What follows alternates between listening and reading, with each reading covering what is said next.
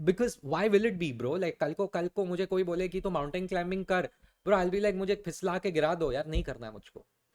You get me? Why am I being forced to do something which I can't even tolerate at the bare minimum? You get me? That is the reality. Indians are lacking over there. Okay, it's a nearly half of Indian graduates are not employable to industry standards, which is if you actually have gone to college, you will realize that is true. Like half of these people just cannot do that. In engineering, the percentage is even worse. Estimate of job readiness is 20 to 25%, which is one fifth or one fourth.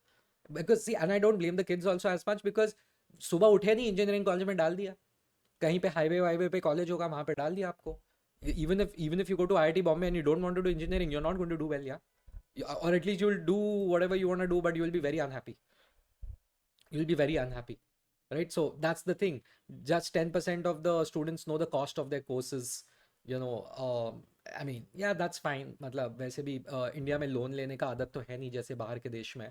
So yeah.